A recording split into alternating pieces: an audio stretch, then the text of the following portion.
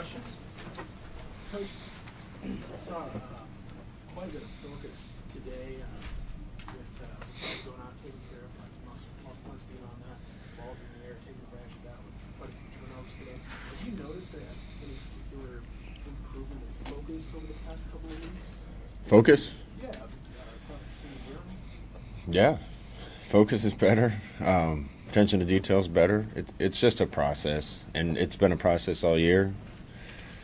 People are probably laughing at me because I keep saying it's our best week of practice, our best Tuesday. It's true, and our focus is better, our attention to detail is better. That's going to lead to good things. Now, we got some good breaks today. We were probably due for some good breaks, but they made a couple mistakes and got us in good situations. You can't take advantage of those if you're not doing the right thing and aware where the ball is. And it was our turn to get some plays. Coach, Illinois kind of was able to hang with you guys for the first quarter and how they decided to work. What changed when you guys began to pull away? We got a couple stops, couple turnovers. There early on in the game, it was watching our offense execute. Man, it's fun calling plays. It was a thing of beauty. Those guys were executing everything that we were calling. Didn't stop ourselves till we got a holding penalty. I think was the first drive we didn't score. They're good on offense. That quarterback that was here, he can run. He's big. I didn't know he was that big. Standing next to him, he's bigger than I am. I thought the running back was really good. They had a good scheme. Defensive coaches, I think, did a good job adjusting some things and getting some stops. And once we got some stops, we were able to pull ahead. Scott, on the one series, you went for 3 4th downs, got them all. Just what was going through your head, kind of wanting to attack there and go for it? Well, getting 3 first downs, our percentage is probably up to about 5% now. But it's good to see. We felt good about the plays we had designed for 3rd and short, 4th and short, 3rd and medium, and we went to them and the guys made them work. So that was a big drive to keep that one alive and go down and get some points. And we needed to come out of the halftime break and play well. So that was big for us. Devine broke those 2 long scoring runs. Talk about his performance today. I can't say enough about Devine. When we first got here, I didn't know what we had in Devine. Watching him last year, he's a completely different player from what I saw on tape last year. He deserves a ton of credit for inheriting a new coaching staff, going to work, doing what we asked him, being patient as we were playing some other guys, and he was just in a rotation, and he persevered through all that. And sometimes in this day and age, you want what you want right now, and when you don't get it, you leave or you quit or you stop working. Says a lot about who Devine is that he kept going. To me, he's playing at an all Big Ten level.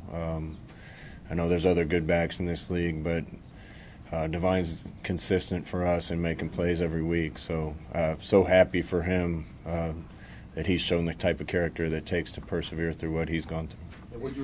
Adrian was 71% in the win today, just throwing that one to Stanley in the south, and he put it up in the air and let the wind kind of knock it down. And what did you think of his play and just how he played the win on some of those balls today? Adrian's impressing me every week. And every week he gets a little more comfortable with the offense. Every week he's making a little better decisions. There's still a couple things that he needs to learn, and he learned a couple new things today on protections and some things. But there's not going to be anybody better than him once he gets as good as he can be. And he's so fun to be on a team with because he was disappointed today that he didn't play better. And I don't think he's ever going to be happy till he plays a perfect game, which is never going to happen. So he's going to be hungry. Scott, can you comment on the special teams before other turnovers and Yeah, about time.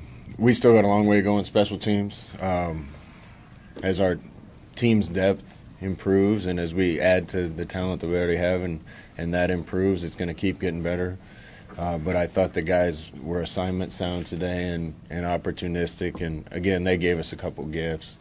But our guys were there to take advantage of them. And we need to start, just like every other facet of our team, we need to start having some success in those areas and building on it so that the momentum can start to build. What did you see in their defense?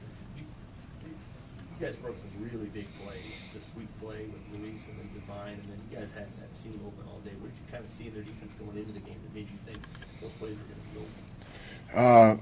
You know, that they started pressuring us later in the game, and they got a couple plays, but for the most part, we knew they were going to be in two or man, and I think we kind of ran them out of two early with some of the pass plays we hit, and then we got to some of the run plays we liked versus man, some misdirection stuff. The running backs did a good job of popping those, and when they made us keep them, the line did a good job blocking for Adrian or for the backs. So it was kind of a guessing game which defense they'd be in, but we executed well on some of those things and were able to create some big plays. What is Maurice's status?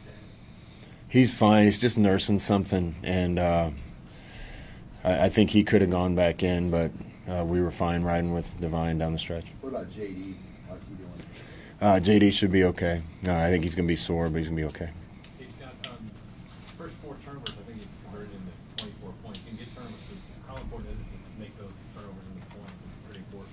It's important, and that's the way I want it to look around here in the future is I want our offense to be rolling and humming like that, and an opportunistic defense. The way we play offense, it's going to be hard to imagine a defense that can hold somebody to 3 points every game.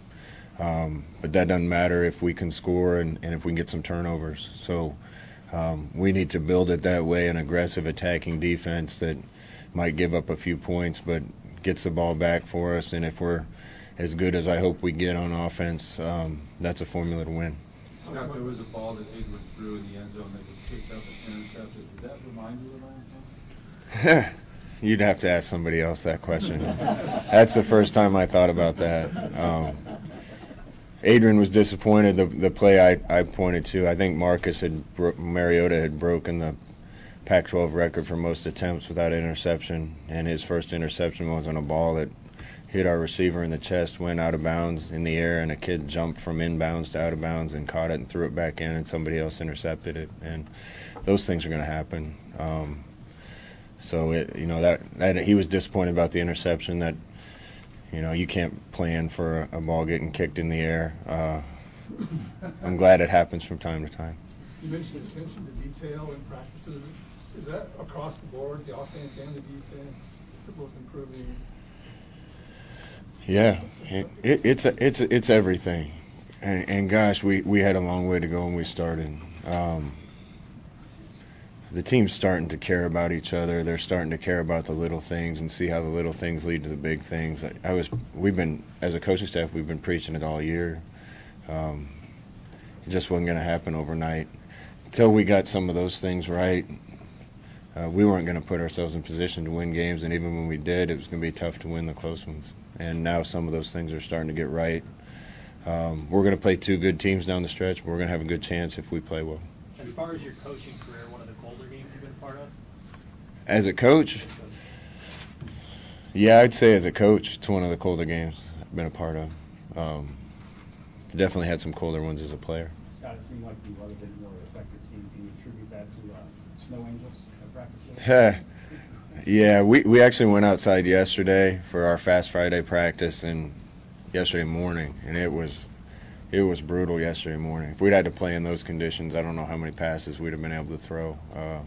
Wind was howling out of the north, and little snowflakes were hitting you in the eyeballs, and I'm glad we got the good weather today. Emotions do a little bit of a roller coaster there with Mick getting the interception, but then grabbing it. Something or something. Yeah, gosh, Mick's a warrior. He's fighting through some knee issues, and he's good enough to play and contribute, and did a great job today. Got a sack, got an interception. I never thought I'd see that.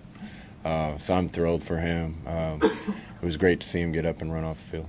And you said earlier this week that you wanted to play for guys. You wanted this team to play for guys like Nick. So to see him have that game and other seniors have that game, what does it feel like now as the team sort of playing for those seniors? The team's playing for them. That's the best thing to see, is they care and they want those guys to have success.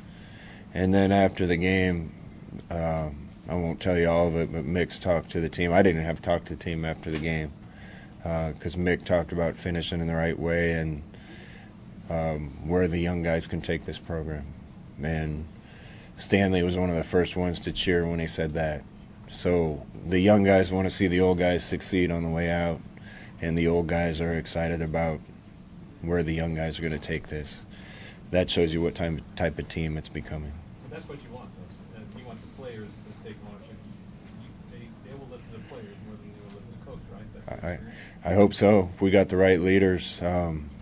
My senior year, having Grant and Jason, coaches didn't have to come in the locker room. And I can't play anymore, so it's more important that they think the right things and do the right thing. So you just felt like you didn't have to address them at all? I addressed them, but I felt like I didn't need to because Mick said everything needed to be said.